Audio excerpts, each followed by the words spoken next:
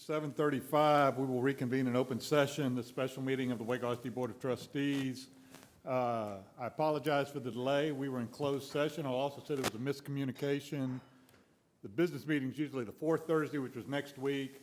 We have another meeting August 2nd. Everybody on the board thought we were doing the televised special recognition on August 2nd, so we're all kind of dressed casually tonight. Didn't realize we had folks in attendance this evening. So, but with that, I will extend a warm welcome to everyone, including our television viewers, and remind you the board's purpose is to set goals, listen to reports of the superintendent, approve budgets, contracts, personnel appointments, make policy for the district. We are not here to make management decisions, as management is the sole responsibility of the superintendent and his staff.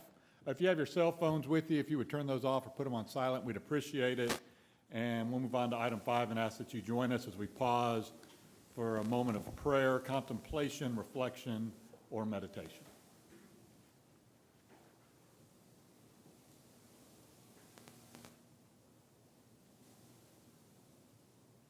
Thank you. We'll move on to item 6, Pledge of Allegiance. Mr. DeBeer. Thank you, Mr. President. Tonight, we're pleased to have 2 students from Alta Vista Elementary School to lead us in the Pledge of Allegiance. Please welcome Dana Alvarado and Devontre Kirkland.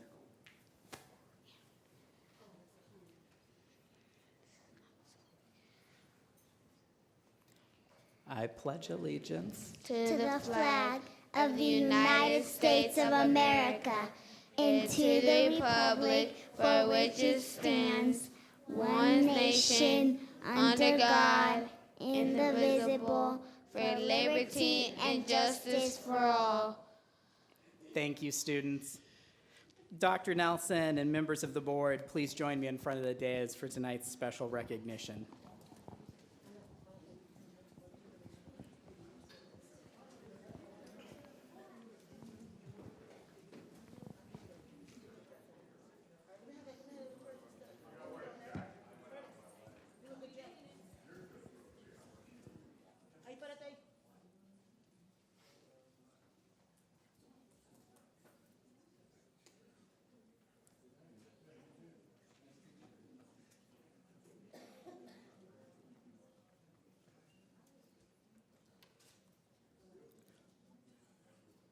We'll begin the special recognition portion of our meeting this evening with an introduction of our pledge leaders who both attend Alta Vista Elementary School.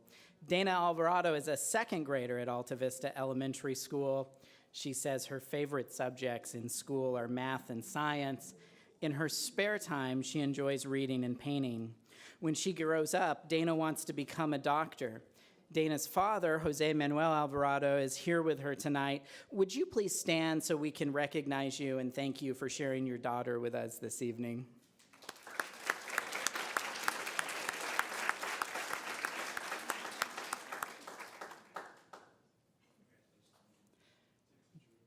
Devontre Kirkland is a fourth grader at Alta Vista Elementary School and says that his favorite subjects are also math and reading.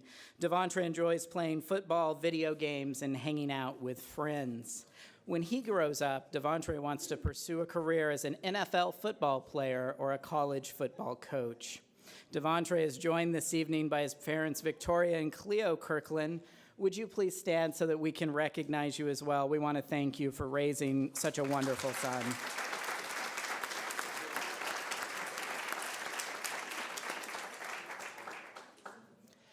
We also want to say thank you to our Adopt-a-School partner, Barnes & Noble, for donating the books that our pledge leaders are receiving this evening. This month and next month, I get to introduce you to an extraordinary group of advanced academic students, our AP scholars. Colleges and universities value students who take the most challenging courses available at their high school.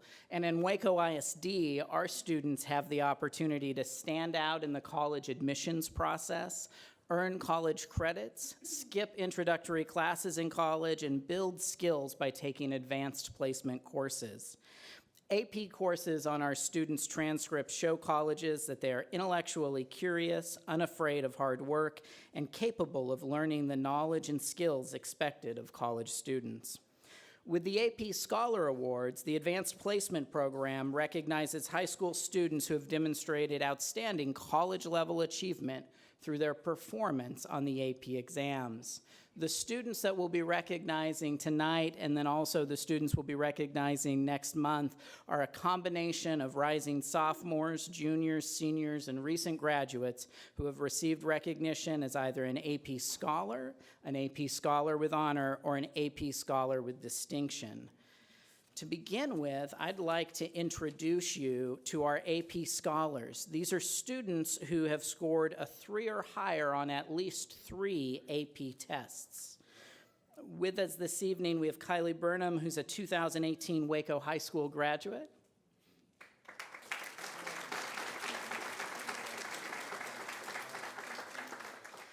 Alexis Cervantes was the valedictorian of her class at University High School this year.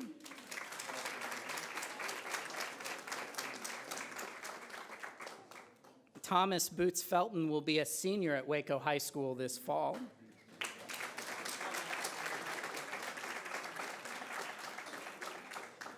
William Grant will also be a senior at Waco High School this fall.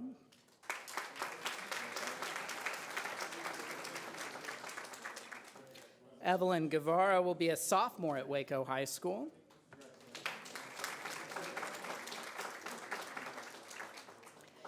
Abraham Hernandez graduated from University High School this spring.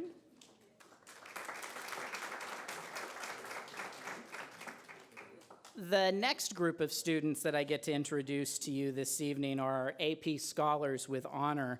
That distinction is an award given to a student who has received a score of 3 or higher on 4 or more AP tests and an average score of 3.25 on all AP tests taken. I'd like to begin by recognizing Olivia Henderson, who's a rising senior at Waco High School.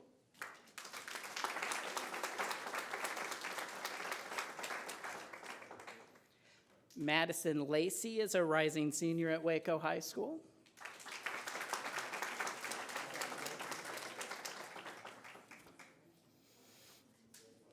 And next, I'm pleased to introduce you to our AP Scholars with Distinction. Our AP Scholar with Distinction is someone who received a score of 3 or higher on 5 or more AP tests and an average score of 3.5 on all AP tests. Please welcome University High School salutatorian Andrew Araujo.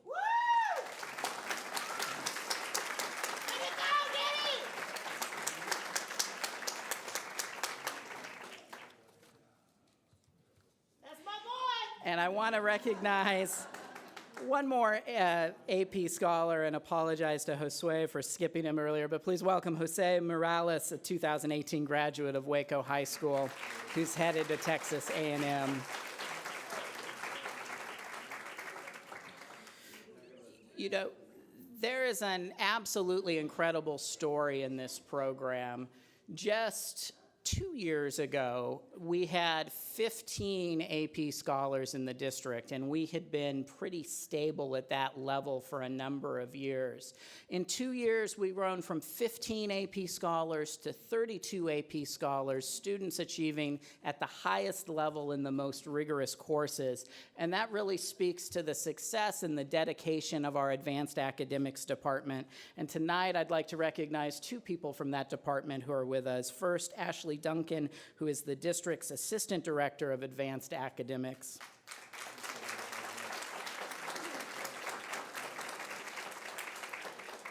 And I'd also like you to meet Alfred Freeman, who is our College Readiness Liaison.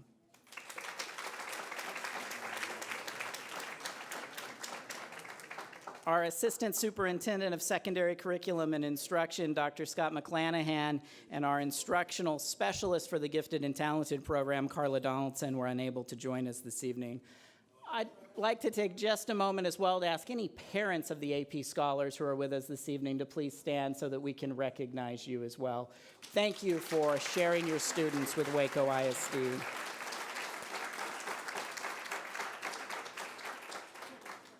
And with that, we conclude this evening's special recognitions. Thank you.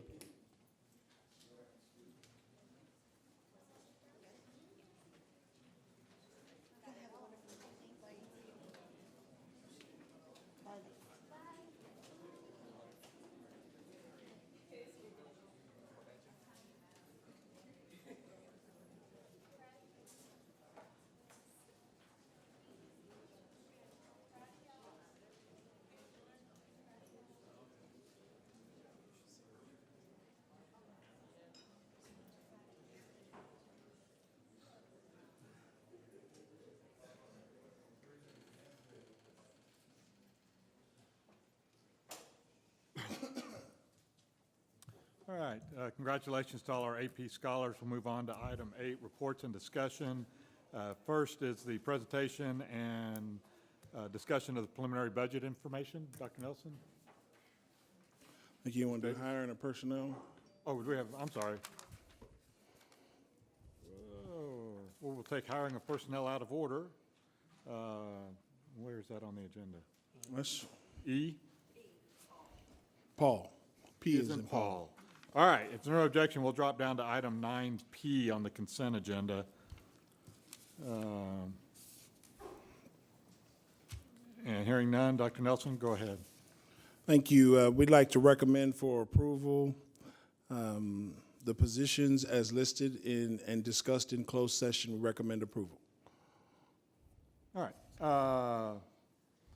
Then some of those had to be voted on, correct? Right. All right, now I'll entertain a motion to accept the administration's recommendation on positions that need to be voted on. Thank you, sir. Is there a second? All right, any questions, comments, discussion? All those in favor say aye. Aye. Motion carries unanimously. Dr. Nelson? Thank you, Mr. President. We have several of people to announce joining our family this evening. We're excited to have all of them. First of all, no stranger to WISD. She has been serving as an instructional specialist at University High School, and a position has been created that is a perfect match with her skill set. Please help me welcome the new Dean of Instruction at University High School, Mrs. Haley Rambo.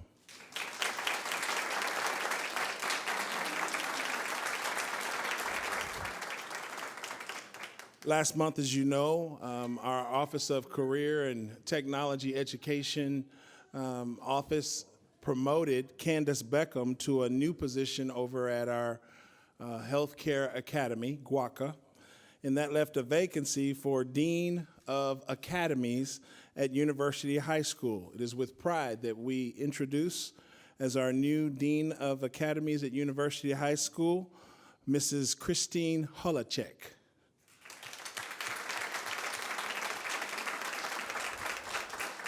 I'm sorry, Ms. Holacek comes to us from Region 12, where she has served our district along with 75 other districts in our region valiantly and has been a great supporter. Ms. Holacek, would you like to say a few words and introduce any special guests? Yes, I'd like to introduce my husband, Greg Holacek. Must-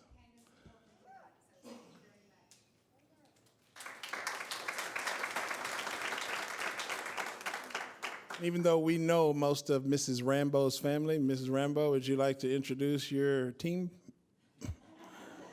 your support group, your fan club?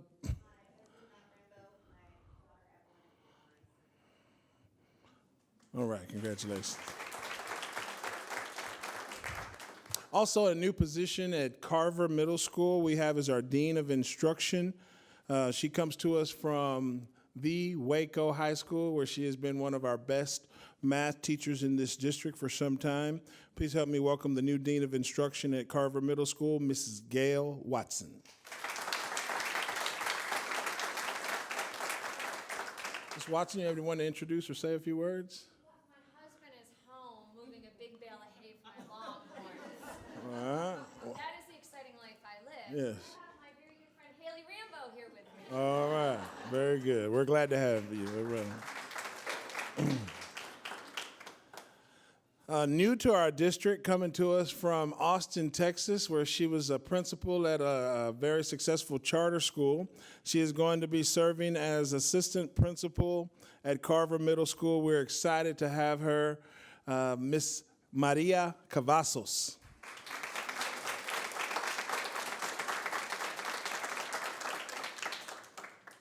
New assistant principal at Tennyson Middle School comes to us from the Killeen Independent School District.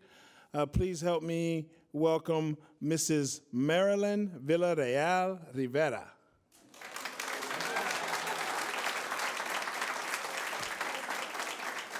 I'm sorry, but Mrs. Rivera, you have anyone you'd like to introduce? Look like you got a fan club there, all right?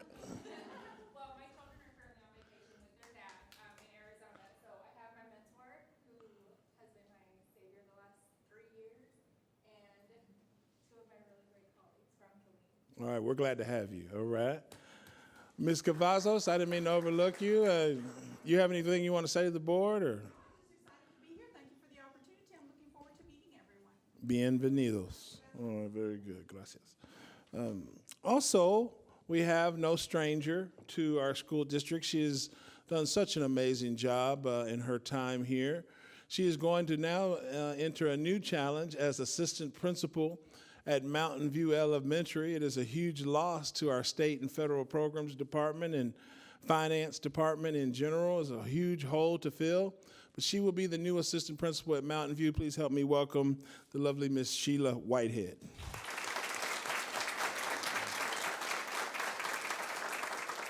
Miss Whitehead, you have anyone you'd like to introduce or anything you want to say?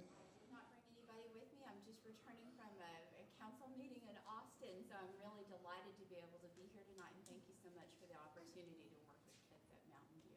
Look forward to it. All right, thank you very much. Also at Dean Highland Elementary, we're so excited to introduce one of the leaders of that campus already. She does a tremendous job, and we certainly have big plans for her. Please help me welcome the new assistant principal, formerly instructional specialist at Dean Highland, Mrs. Lisa Reyna. Miss Reyna? Miss Reyna, you have anyone you'd like to introduce or anything you'd like to say?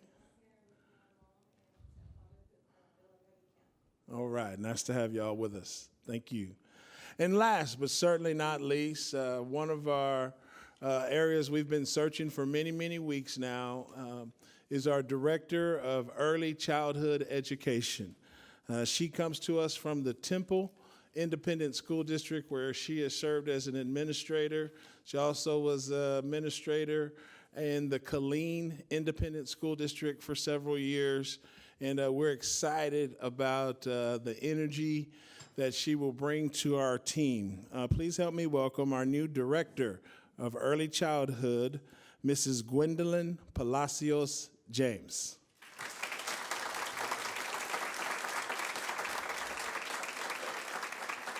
Senora, you have anyone you'd like to introduce? First of all, I'd like to say I'm honored to be in this position and become a part of the Waco ISD family. And I'd like to introduce to you not only my husband, but my best friend and my #1 supporter, Randy James.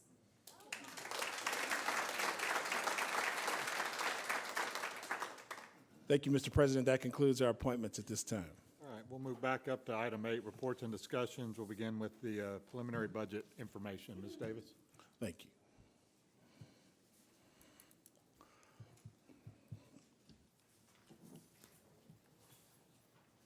Tonight, we're just going to talk a little bit about where we are with our general fund budget and look at where we're going from here. What we're going to look at for general fund is based still on preliminary values. We won't get our final certified property values until next week, so hopefully those will be real close to what we were using for budget development. We do have final ADA for the year. Between 5th and 6th weeks, it did drop down a little bit, so a little bit less than what we've been looking at. We at 13,382. We are projecting 13,301 for next year. That's an ADA loss of about 81 students, where we're looking at enrollment loss of 101. Now, that ADA for the end of the year was a little bit less than what we've been seeing. We've been at 90.5 the last couple of years, and this past year ended at 90.3. So we're using a 90.4 for this coming year, but that's about an 81 student loss. That just kind of continues the trend. I mean, we were up some last year. We did take a significant loss in students, as you can see in the last column. That is sort of what we had compared to budget, but we're hoping that that has leveled off. We still expect some gain in secondary. We have had the last 2 years, because of the dual credit program, we've had a big increase in our high school numbers, so we're expecting that to continue at least for the next 2 years as we sort of get those group of kids fill in from freshman through senior year. This is our revenue estimate. What it looks like I said, it's based on preliminary values still. You see our total revenue is up just at $5 million, $4.9 million. We do have, I am showing as a reduction the $2.9 million that is going into the zoned campuses, because this is that additional funding that we are getting from the state for the zoned campuses. But as we go through this, those budgets are actually part of our general fund budget. We've set up a separate fund now, the 161 fund, to account for those because they're going to have their own separate audit. But that is the dollar amount. I just kind of subtracted it for this purpose to kind of show where we are based on our prior year budget, which would be about $2.1 million. This is the preliminary budget for this coming year. As you know, we adopted a budget this past year. When we finished, it had, after the revenues over expenditures, and then with what we had been projecting at that point in time for the transfer for the advanced, the Greater Waco Advanced Academies, which was right at $600,000. We had a little bit over, we adopted a budget with a little bit over $3 million expenditures over revenues. It's not a deficit as long as you have fund balance, but it was, like I said, the expenditures were over revenues by that amount. We did amend in a number of projects that were not completed by August 31st. There's about $5 million worth of purchase orders and projects amended into the budget. At this point, what I'm projecting is that we will draw down the fund balance right just over $2 million, about $2.1 million. So our beginning fund balance was $44.8 million. We should end up with an ending fund balance of $42.7. That will be taking us into next year. Now, the preliminary budget, and we'll talk a little bit more about that in a minute, but the preliminary budget, again, is based on what we have right now for revenue, what we know currently for revenue with the ADA that we just showed you. What is included in this budget for salaries is strictly the step increase for teachers, because we're already past the resignation date. They will move up a step on the salary schedule, but this base budget that we're showing does not anticipate a change in the salary schedule. Now, we'll be talking about that in the next slide.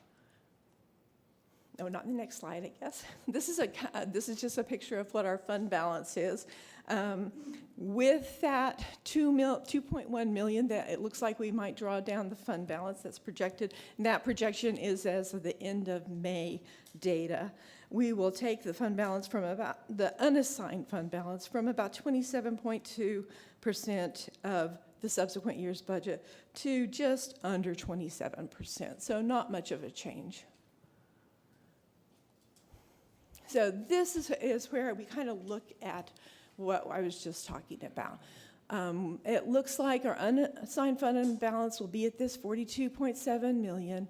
We have estimated revenues of $145.5. The preliminary expenditure budget as of July 19th is $146.2 million. That means that revenues are under expenditures by about $672,000. We will have, now, this is early projections on Guamaguaca, but Donna is promising me that we will only have to transfer about $350,000 to cover that deficit in that program for this coming year, because she is working very hard to get the enrollments up over there and contain costs. So with that, we would have a deficit, or the revenues would be under expenditures right at $1 million. Now, What was not included in that budget, we've talked about every year, is salary savings. What is in that base budget is strictly coming forward, the salaries coming forward. I am looking at, with what we took out this year, and I think that, first I thought I took out a little bit too much, but it's looking like it's coming right where it needs to be. I think we can take out $1.2 million in salary savings, which puts us back in the black.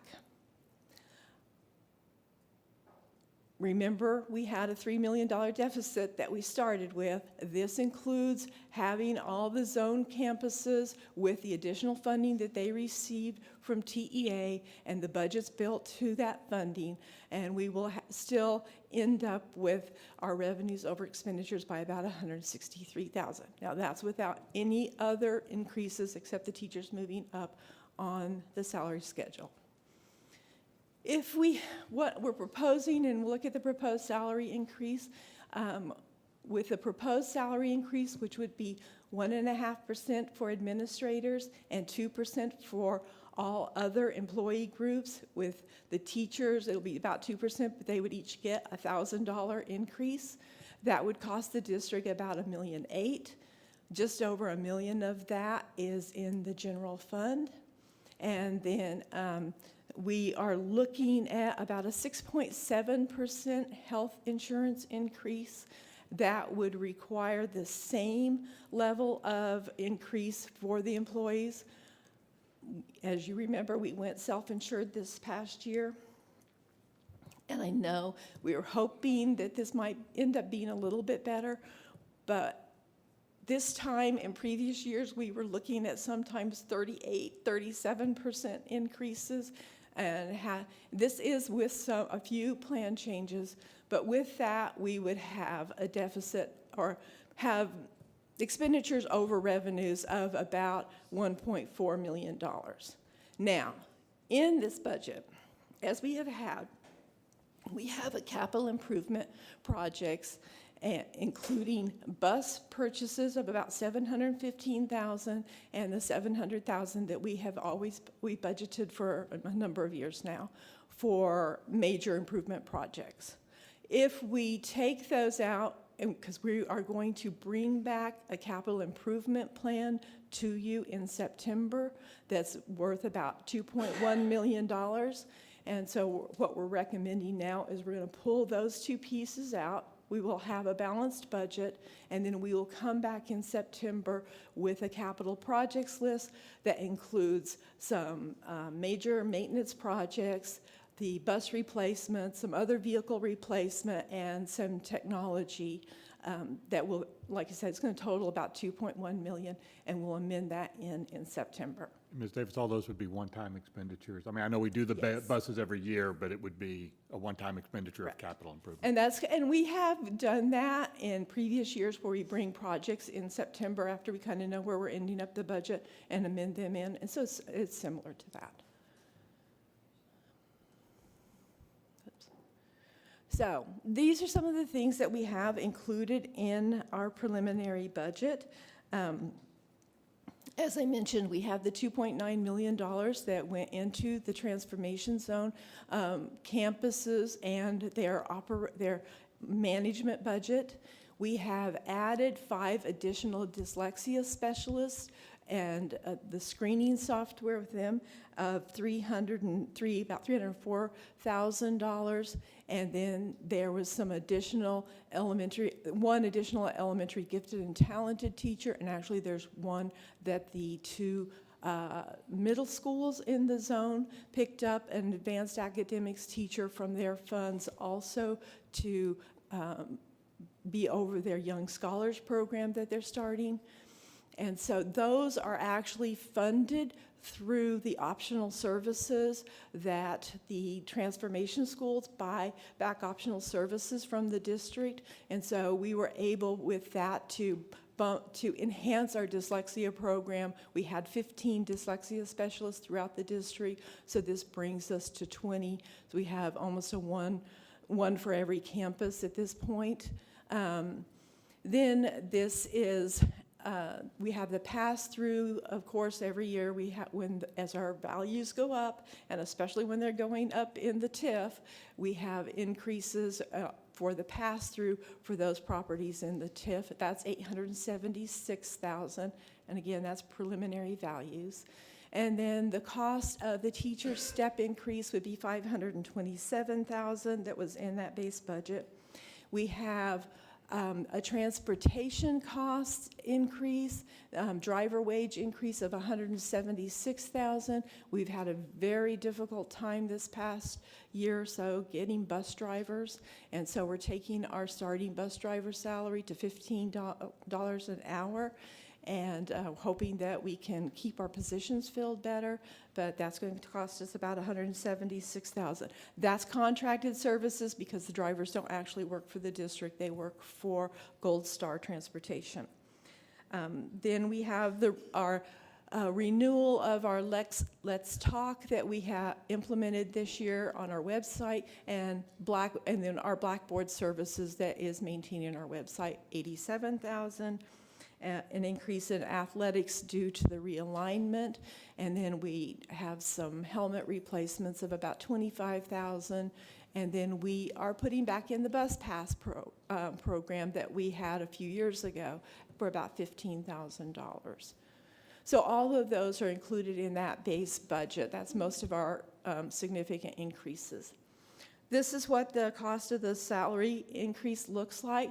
Okay, so I know there are some of you that will match these numbers and see that the base amount in the top doesn't match the base amount of salaries in the bottom. We are having some major technology problems in the budget area, so these were run, the bottom numbers were run a couple of weeks ago when I showed, I had this kind of the salary projection then, and the top numbers were run last week, so our salary base amounts are a little bit lower than they were at that point in time, but I have not been able to push salaries and benefits out into the budget, so I can't get new numbers. So we're working with teams to get that fixed, but it's still a pretty good estimate of where we are as far as the cost of our salary increases. And it will be fixed by next week. David is stressing over it as much as I am, so we'll be hand entering everything if it's not. So anyway, so that shows you the increases of each of our different areas. The administrative professional at the 1.5%, auxiliary at 2%, our aides and supports, paraprofessional support staff at 2%, and then the teacher, nurse librarian increase is $1,000 per person, and that is, or on average, it's $1,000 per person. On average, it's a 2.02% increase. And then that's... Cheryl, can I ask you a real quick question? Yes. On that? So you've got the step increase in the top, and I understand the discrepancy, but it's about $500,000, and then you've got the general fund cost for the raise, if you go 1.5%, 2%, and $1,000 of 1.4. Is that 1.4 including the 500,000, 527,000, or is it on top of that? No, it's including that. That's what we thought. Thank you. Yeah, Ms. Pettis. On the preliminary budget, on the band uniform replacements, how often do they order? We have been on, I think we're on an 8-year replacement schedule right now. I'm not positive. Was it 10? Oh. No. No, we actually replace the entire band's uniforms about every 7 or 8 years, isn't it? It's 8. At least 8. Okay. Well, I think they've had those with the silver triangles for yes. a while. And the reason it seems low is because we replaced Waco High's this year, and it was $90,000. University's band is quite a bit larger than Waco High's, so the $40,000 is just the additional amount we needed over the $90,000 to replace University's uniforms. Football? In football, Those are under Coach Tusa. He does his uniforms every year, or he keeps his replacement up. But band uniforms, football uniforms don't last near as long as band uniforms last. So we do band uniforms about, like I said, about every. We're trying to get to an 8-year replacement schedule because band uniforms used to last really well for 10 years, not so much anymore. And after we get the replacements, what do you do with the uniforms?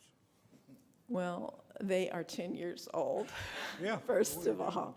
But yes, we can actually donate them, and and a lot of times they are donated to some of the smaller districts. They'll take them and put pieces together, and are able to outfit a band with it. So I don't know exactly what we do with ours, but in El Paso, we did donate them to, and schools in Juarez would use them. That was what I was going to suggest, give them to smaller districts, or something, help other districts and stuff. Okay, thank you. Marlon would love some university jerseys.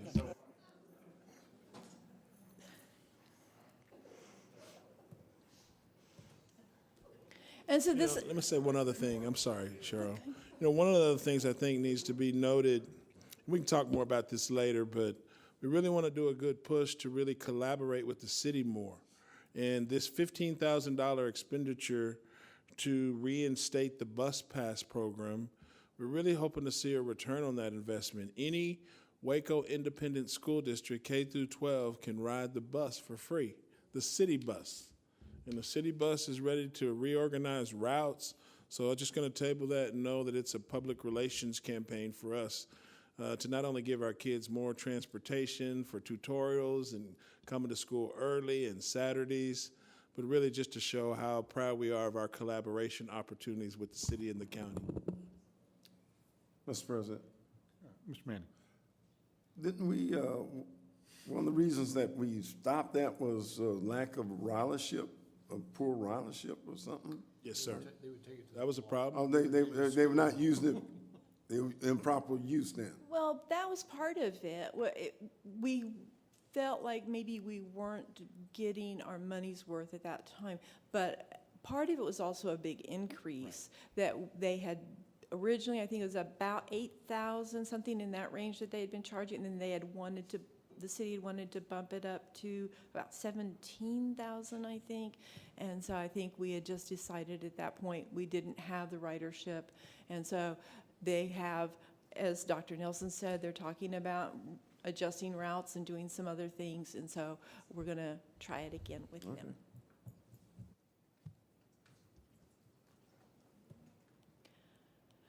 The other thing, on the teacher schedule, we are going to increase the starting teacher salary from the current year of $45,600 to $46,200 next year, $600 increase in the starting rate. It kind of, yeah, I do have some copies for the board. I think he's being cynical. I'm sorry, I didn't get it into the presentation. I was so stressed out trying to do this the other day that it got left out. But as you can see, I checked right before I came to see if I could update these, if Midway had adopted their schedule. I know Pete Russick said that they were looking at 2% as well. So it's this kind of the same amount. But this is Midway's current year schedule. We always have, kind of used it to gauge where we're at.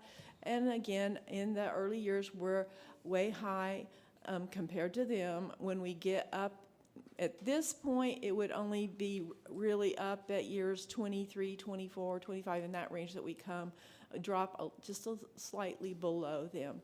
But then again, on those people that are over the top, because Midway caps theirs and does not increase their schedule anymore after those years, are people that are above that, those years of experience, and in those groups at the top make quite a bit more as well. So this is kind of what the group health plan, like I said, we've got about a 6.7% increase we're looking at. We're going to make we're going to recommend some plan changes. This is the performance of the plan through May 31st. We currently have 3 plans. One is a $2,000 deductible PPO. We have a $3,500 deductible HMO and a $4,000 deductible, health, that should be HSA, not HAS, health savings plan. And so the plan that we're having some difficulty with right now is the rich plan, the $2,000 deductible PPO, because it is in the red already at the end of May by $248,000. The other plans are doing very well. The HMO is at has a surplus of $686,000, and the $4,000 deductible plan has a surplus of $558,000. For the most part, our participation is spread across these plans. We probably have more people in the first plan than the others. About 39% of our employees are in that plan, and probably the smallest amount in the $4,000 deductible. So we are targeting, we'll make some changes to all of them, but primarily to that first plan, just because, our experience is showing us that's where we need to make them. So the deductible on that plan, we're going to recommend that it goes from $2,000 to $3,000. We're going to implement a narrower network for that plan.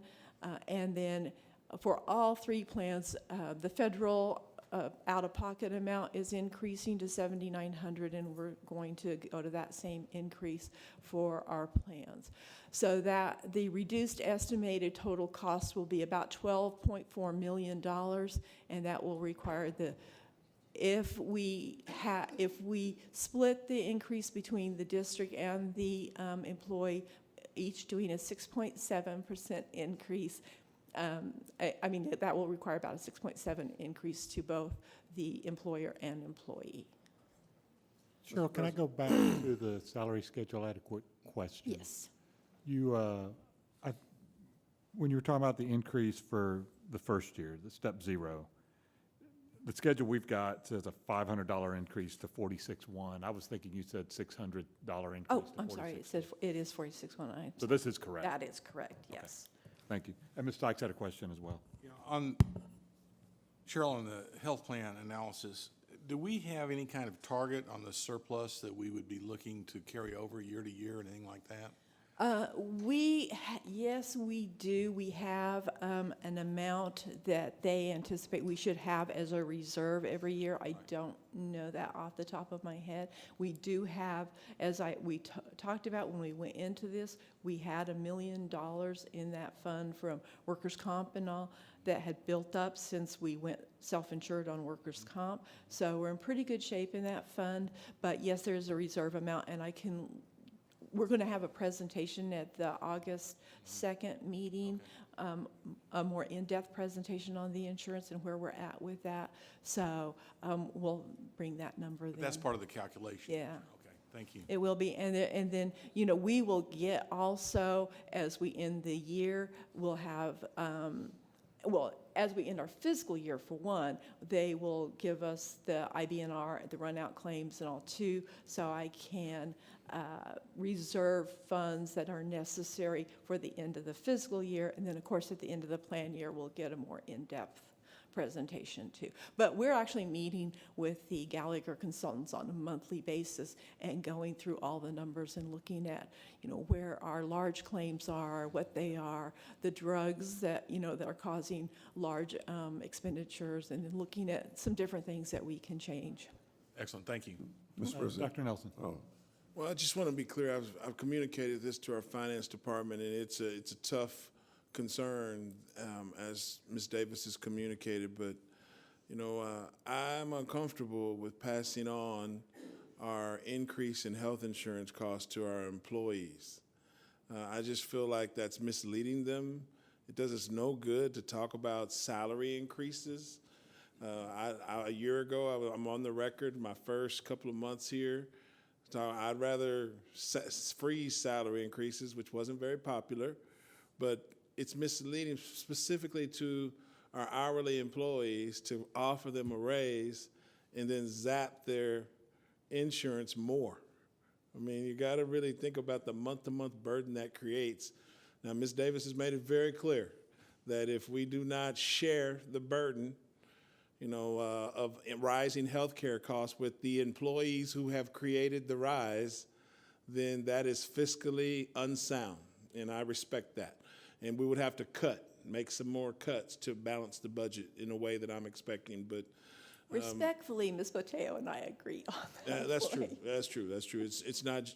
So staff, I just wanted to tell this board that we're passing on half of the increase that our outstanding employees' health insurance needs have created. So if we had less claims, then we probably have a smaller increase. And so finance, I'm not trying to make her out to be the bad guy. She's actually outstanding. Bad lady, excuse me. She's actually outstanding. But her attitude is we can pass it all to the employees who created it. And that would mean some people would end up not getting a raise. So I shouldn't put words in your mouth. I'm sorry. But I just want to be clear, like right now in this proposal, as we move on, we're splitting the cost of the increase with our employees. And I'm just uncomfortable with that. Thank you. We worked very hard to make sure that we could get this where our increases were reasonable and that we could afford to share that. Because we did, as we've talked about, there was a number of years that we did not do any increase on the district side. We have been very good about that. The last, I would say probably 7 or 8 years, we've been increasing on the district side. And a lot of districts don't. I mean, there's still districts at that $225 or whatever that it was way back when. And we've also kept with our own plan rather than go on the TRS plan, and the rates on the TRS plan right now are outrageous. So I feel like we have done a good job, and I think that the work we're doing with United Health, because even their narrow network is, United Healthcare is everywhere. They have doctors everywhere and hospitals everywhere, so it's not even that narrow and compared to some of the other networks that we have looked at in the past. So we're working very hard to, I think, try to keep a good plan. It's hard with the costs. Good point. Ms. Sykes? Yeah, I just want to echo that. If I remember correctly, Cheryl, I mean, we may be splitting the increase now, but we're still covering the bulk of the employee portion of it by the district. Yes. And we've been trying to maintain that, like you said, going back. And there was a long period of time where we were covering the entire premium when other districts are starting to share. So I think. Where are we on that? Because that's, I remember there for a while to keep a plan that cost nothing to the employee, and we covered all that, but the benefits were getting less and less, and deductibles larger. Do we still have a plan that's? The HSA is still going to be a free plan? A little tiny amount? Yeah, Tammy's saying that she thinks it might be about $10 for the employee coverage on the cheapest plan this year, but. Per month, Tammy? Per month. Yeah, this year it is still free.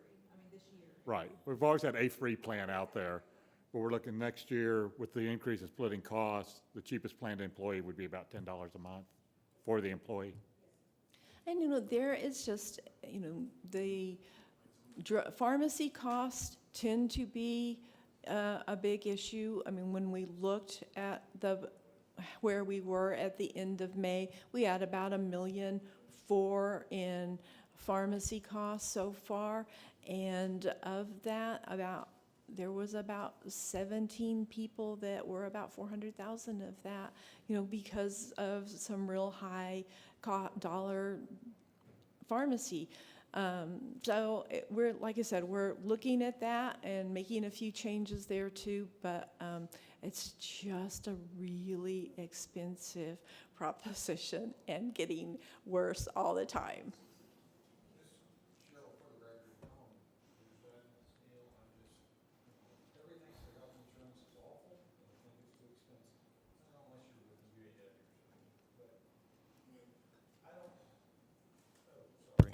I'll turn that on. I don't really feel like we need to cover over that economic reality of our existence from all our employees. They've got to share in that, and we need to understand what our healthcare decisions result in terms of cost. That's real. And if we insulate everybody from them, there's no consciousness of the real impact of that on our finances, and it's a huge deal. So not to necessarily disagree with you, but No, I understand. I understand the pain for somebody. You give them a raise, and then you pop them with the increase in their health insurance, but For a person who's making $11, $12 an hour, that's a major, with a family of 4. But I know I understand your point as well. it's reality. I just want to be clear that when the state, if the state continues to inadequately fund public schools, we're going to have to make some decisions about how to balance our budget.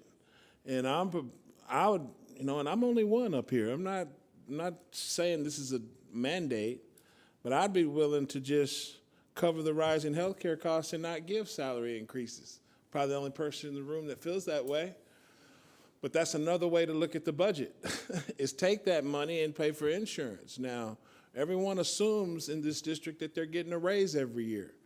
Our performance doesn't indicate that, but I'm just saying there's lots of ways to look at balancing this budget. And I know paraprofessionals who have a family of 4, and the insurance increase that they're experiencing basically means they're not getting a raise. And so, I respect what Mr. Dupuis is saying too. So it's just finance, balanced budgeting, and I want to be clear that the finance office and the human resources department are second to no one in looking at this. I've met with a consultant with these departments, so it's not a criticism. It's just a financial reality. We don't even know what the state's going to do yet, so I'm just preparing for a rainy day. And Mr. Dupuis, I would also, for the record, say that Dr. Nelson's now been here more than a year, so the honeymoon's over, and it's okay to disagree with him. Since that was over back at Halloween. Mr. President, Mr. Manning.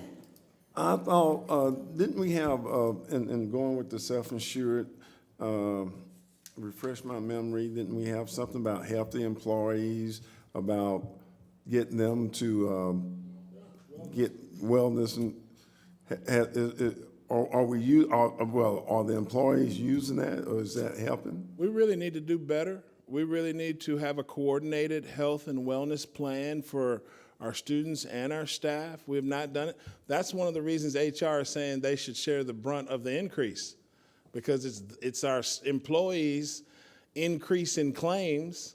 17 of our employees are accounting for $400,000 of our prescriptions.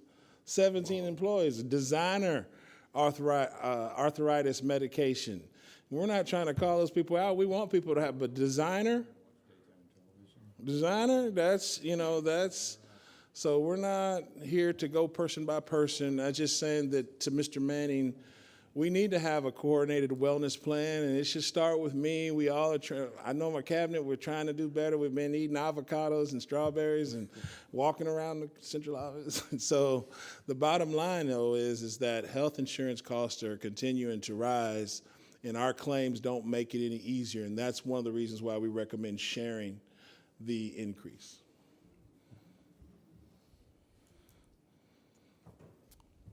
So I'd be on the side of giving them a raise,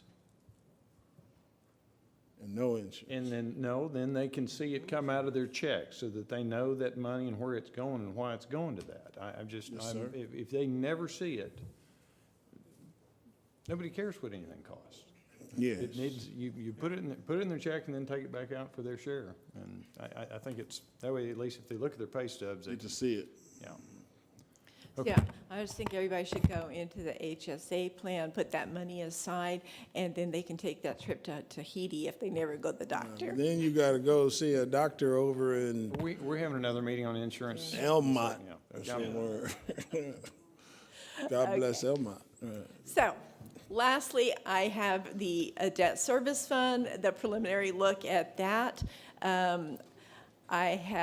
We will look again next month, when we bring the proposed budget, we'll have the food service and the other smaller budgets that that the board adopts, Challenge Academy, the Greater Waco Academies, and our regional day school for the deaf. But I wanted to take a quick look at our debt service fund. As you know, we had done sort of a swap on the TRE with our debt service and had lowered our debt service rate and had been supplementing the debt service fund with a transfer from the general fund for a couple of years, which was about $1 million.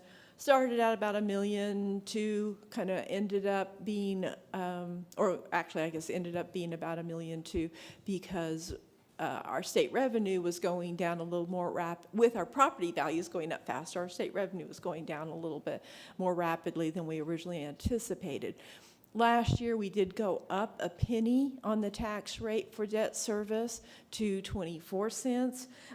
We will, and I was comfortable, I'm not going to do a transfer from the general fund to cover the $833,000 deficit we're looking at right now. I mean, drawing down the fund balance, because I think that the fund balance was adequate to draw it down some.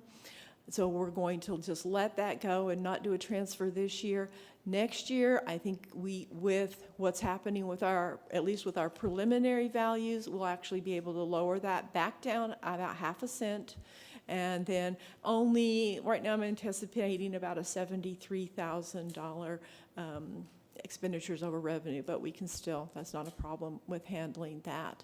And that's, again, based on our preliminary values. If something different happens, I may have to make a different decision. Cheryl, in making that decision to lower that 0.5 penny, you've taken into account the money we have to pass through on the TIF that doesn't get reimbursed in this particular fund, and we're still okay lowering it. And you see right here under the intergovernmental charges, kind of there in the middle of the page, that increase from last year of 827,000, or actually the audited actual of 1670 to 827,000. It was just over almost $1.1 million. It'll be about $1.2 million for next year.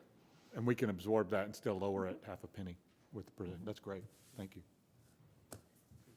Okay, so again, August 2nd, we'll bring back and we'll look at the proposed budget and tax rate. I should get tax certified values on the 25th, and we'll be working those up, and hopefully we'll have a budget that we can actually push out and have numbers and won't have to enter this thing by hand, so. All right. There's one report. Yes, Mr. Pettis. Sure, one quick question. Right up in front of your report, you're predicting 81 less students for this coming year. Is this in the secondary or? Well, this year, most of our losses were at elementary, actually. Our secondary we lost about, how much? 248, something like that. Something like 248 students in total. But our high schools were actually up. We had some loss at middle school, but most of it was at elementary. I think unexpectedly, the opening of the secondary school for Harmony, we had thought we would lose more, I think, middle school kids to that program. We did lose some, but what it actually did was opened up spots at the elementary Harmony Academy, and so we actually lost more kids at the elementary level than we did at secondary. Also, because of our dual credit, I would anticipate when we analyze it, students are returning to the district in increasing amounts. So that's why you see an increase in secondary. But I can tell you we're also adding pre-K 3-year-olds at Brook Avenue and at Alta Vista. So if you don't know how it works, first cold front of the year, attendance drops with 3-year-olds. So getting a 3-year-old up at 6 in the morning is a challenge. So we got 81 students to recapture, and we're committed to doing that. Yeah, that's a whole nother problem. All right. There's a report on one expenditure over 25,000. Any questions on that? Cheryl, is there anything you wanted to highlight on the monthly financial report? All right. Are there any questions for Cheryl on the monthly financial? All right, then we'll move on to item 8D, which is Lone Star Governance Continuous Improvement. Dr. Nelson. Thank you, Mr. President. Our first presentation is in the area of advanced academics. We have our outstanding Assistant Director of Advanced Academics, Mrs. Ashley Duncan, here to present this information that begins on page 34. Mrs. Duncan? All right, thank you. Okay, the 2018 advanced placement results are in. Overall passing rate, we had 25.8% passing rate. Courses tested, we had 15. We had an increase in students tested to 658, and we gave an overwhelming 801 tests. Compared to 2017, our passing rate did go down slightly. However, we have offered more courses, and as you can see, we've administered almost 200 more tests this year. So a good number, over 100 students have joined AP and almost 200 more tests this year. New courses this year were environmental science, biology, and chemistry. Our successes, we had a record number of students participating in AP courses with a 21% increase over 2017. We had a record number of AP tests given with a 31% increase, and 86% reduction in the number of courses with a less than 10% passing rate since 2014. So in 2014, we had 7 courses that had a less than 10% passing, and we only had 1 this year. 5 new AP teachers in 2018 improved upon the previous year's passing rates, and those are there with statistics up a 43%. Calculus 20%, and English literature 5%, music theory 16%, and human geography 18%. Amanda York at Tennyson Middle School had a 100% passing rate for the 3rd year in a row. And we had a record number of AP scholars who we recognized this evening with 32% over 2017. So last year we had 23 students, and this year we have 32. Here is our growth as a department between the students and the tests given since 2010. As you can see, we are on the way up. As we give more tests and more students are participating and taking more tests at a time, our numbers continue to increase.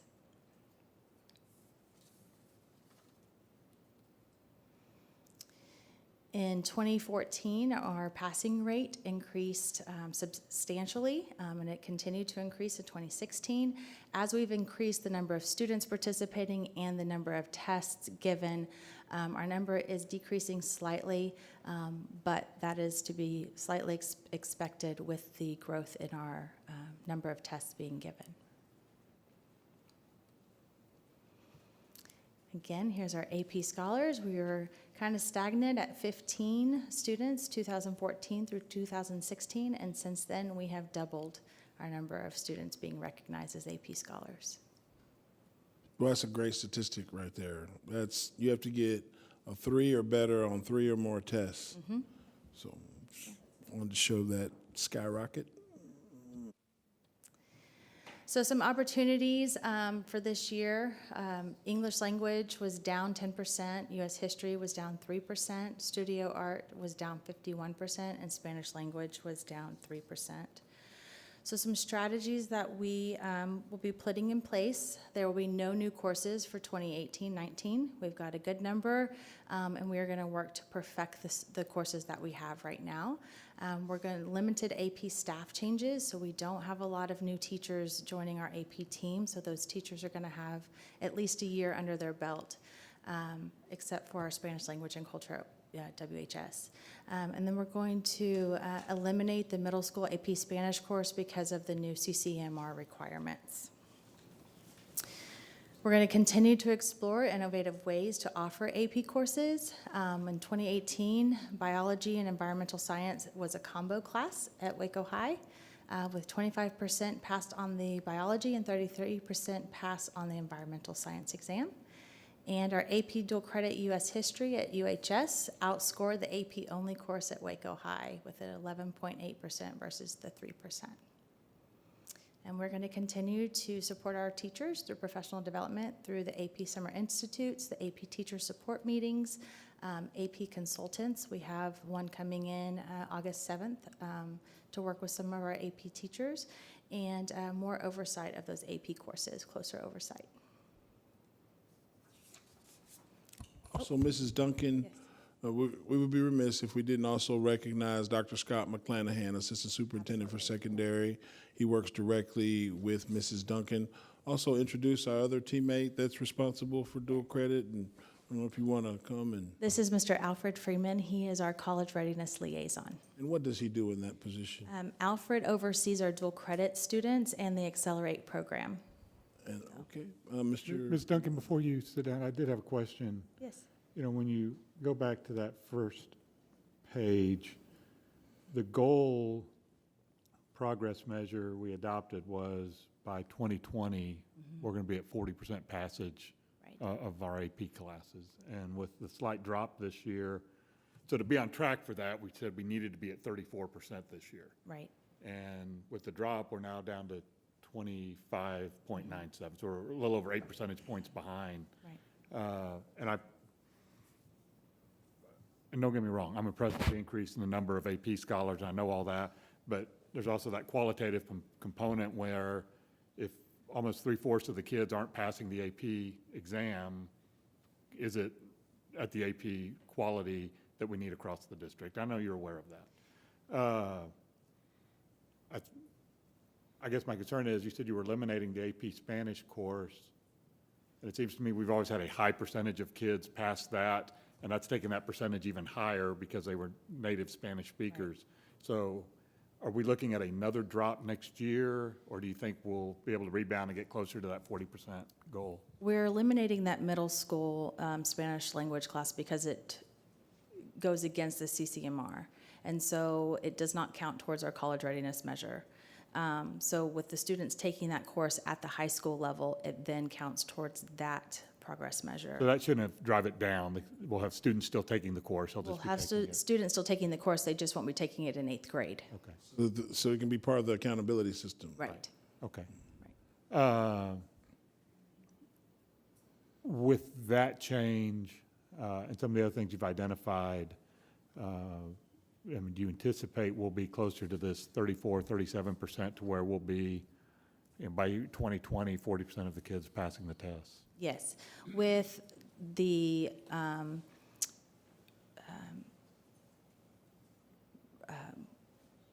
return of so many of our AP teachers, we're confident that we'll be able to make those strides because we're not teaching them the ropes anymore. Now we can really start working on the rigor of those classes. We have had a lot of turnover in the past, Yes. and that's a good point.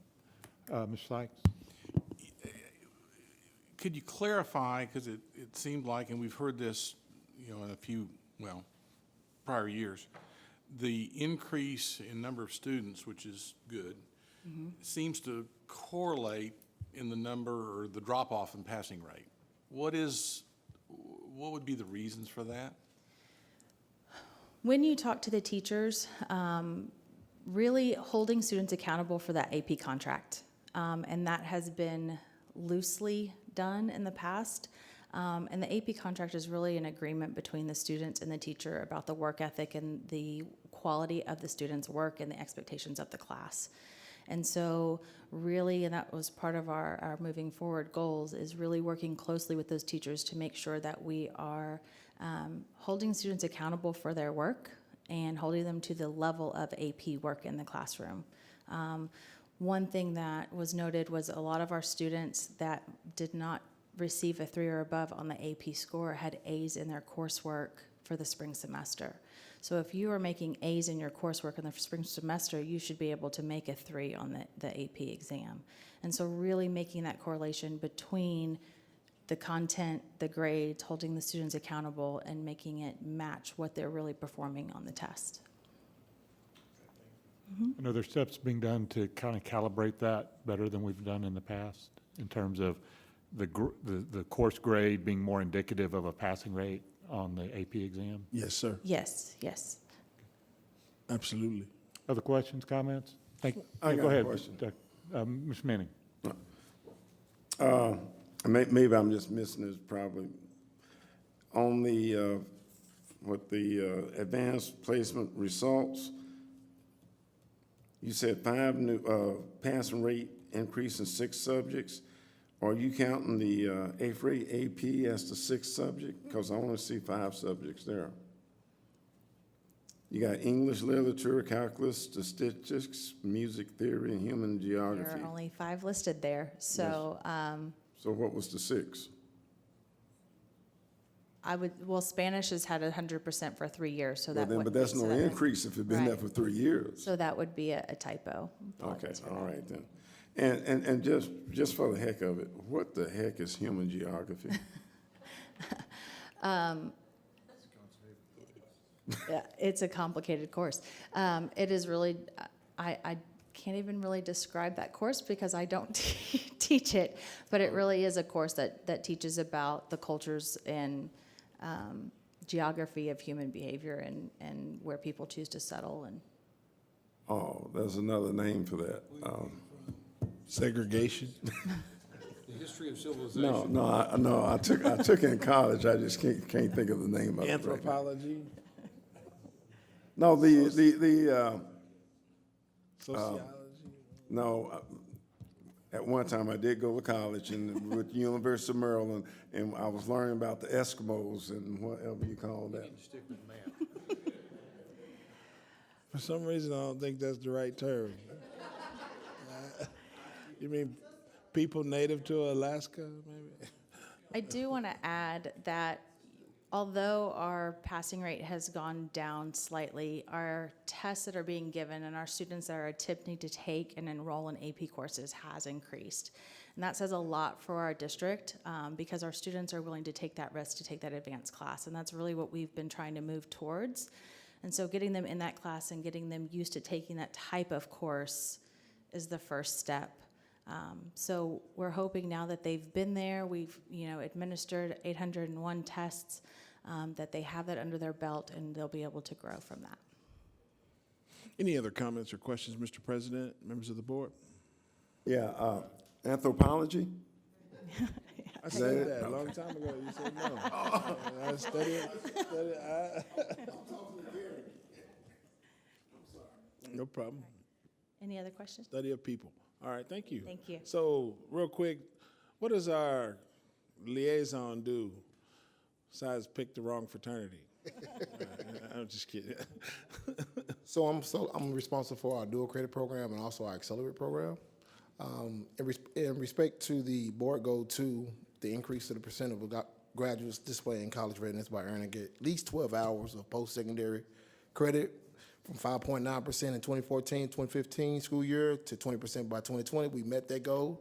The number of students successfully completing at least 2 dual credit courses for spring 2018 was 260 as compared to 190 in the spring of 2017. Awesome. This represents a course of 37% increase in successful completion. One great thing for the spring 2018 term, our students completed 848 courses with a 95% pass rate and, of course, a 5% failure rate, of course. 38% of those grades were A's. Let me give you a breakdown of those grades. 318 A's, 236 B's, 177 C's, 72 D's, and yes, we did have 45 F's. Now, out of those 45 L's, 29 of those were for our first year freshmen who were taking their first online course. We're going to do a better job in monitoring those individuals with the coordination with the college career counselor on campus, also with the lab instructors. So we're going to do a better job at that. You know what I'm afraid to ask for is to calculate how much we spent on those courses when they failed. I just want to make sure those kids know we're not going to just keep paying for courses for them to fail. So we'll calculate that and have some amendments to our contract. Yes, dual sir. credit. I do want to make one note. We actually have 655 kids enrolled in dual credit for next year. That's an increase from our 515 that we had last year. Great job. Appreciate you. Yes, sir. Let me ask one quick question. progress measure is stated in percentages, that the number of kids earning 2 or more dual credit will go up to 15%. Does this show the percentage of students who got 2 or more credits yet? It says we met the goal. I'm just trying to see where the percentage, it says a 37% increase over last year, but I'm trying to figure out what percentage of kids have earned 2 or more credits. That would be our AP, well, not AP. No, that would be dual credit. Dual credit, yeah. Yeah. I don't have that number in front of me. I apologize. Mr. Atkins. Freeman, we'll get it. We'll get Yeah, it. I just didn't, I want to make sure I wasn't misreading it. No, sir. I understand. Yes, sir. Okay. The other thing, if I may, Yeah, Mr. President, Mrs. Teague, I don't mean to put you on the spot, but could you clarify the AP report you're requesting to see? Yeah, sure. It's a report that College Board gives to school districts. Yes, right behind that pillar. Okay. Thank you very much. Just make sure we follow up on that. There's no further questions on this part of our Lone Star governance. May we proceed? Yeah, we're on to the consent agenda. I guess I had a question about We that. got one more. We got one more progress measure? Yes, Oh, we the do. articulated credit. I'm sorry, go ahead, Dr. Nelson. Thank you, Mr. President. Second presentation is on our goal progress measures 2.3 and 3.1, the percentage receiving articulated credit and the percentage passing our WISD work program. We have our National CATE Director of the Year, Mrs. Donna McKethan, to make this presentation. Mrs. McKethan. Good evening. Articulated credit, just to, as a refresher, articulated credit, it is in career and technology or workforce dual credit. Students don't pay anything for this credit. Our teachers are certified, and if a student makes 80 or better in the course, and they go to college, to a technical college, to study that same area, then they receive college credit for those courses. So for example, if they're in automotive and they get an articulated credit in automotive, then go enroll into TSTC in automotive, then that college credit follows them.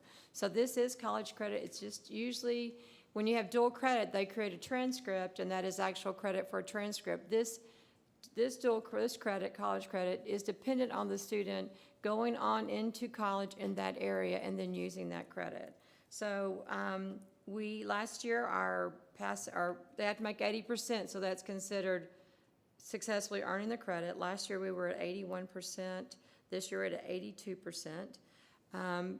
That slight increase may be due in part that all the courses that were articulated last year are now new courses. So we not only had new career and technology courses, but we also had new articulated ones.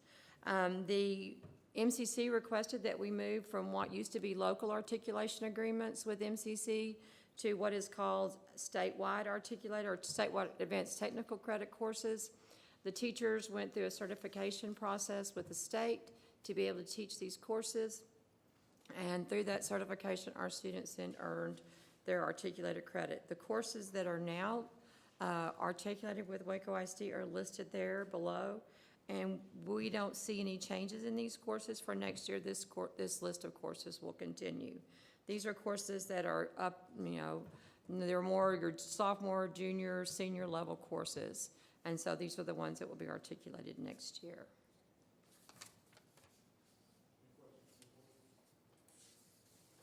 The work program was selected as a goal by the board because of the fact that when we moved to having students earning endorsements, the work program can serve as the capstone and course for all areas, so that students that perhaps don't necessarily find their niche right away can go into the work program.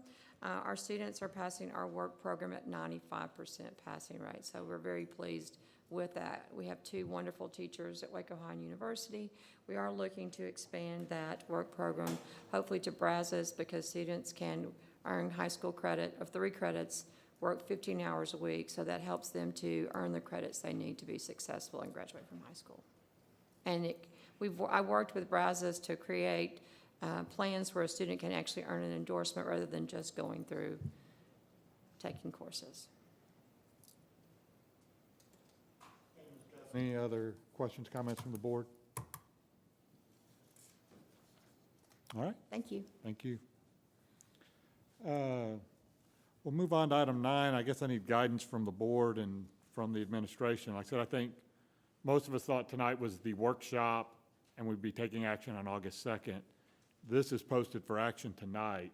Has everybody had an opportunity to review the consent agenda, or is there anything that it's time sensitive we couldn't do August 2nd? No, sir. If the board's comfortable, we can go ahead and adopt it tonight. If the board would like time to look at it, we can do it at the August 2nd meeting. What's the pleasure of the board? Anybody? Well, I'll give you 5 minutes, or I can give you 2 weeks.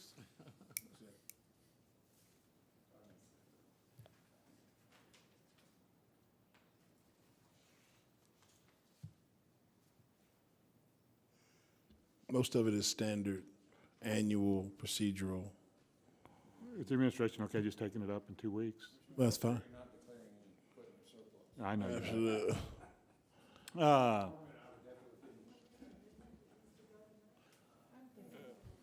You want to look at? Is there something that needs to go tonight? If there's anything that is, we can do it. I didn't look at it in detail, but it looks most of it is common. Ms. Decal? I'm just saying the administration would probably prefer to move their business along. Rather than 2 weeks, just when no one's really identified anything. We have another list in 2 weeks, right? Let's go ahead. I mean, if the administration, if the board's comfortable adopting all 17 items, we can go ahead and do that. I just know, if nobody sees anything, we'll just entertain a motion. Thank you, Mr. Dupuy. Is there a second? Second. Thank you, Ms. Tekel. Any comment? All those in favor say aye.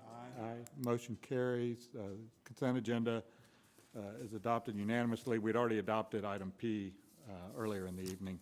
Are there any announcements? Yes, sir. Go ahead.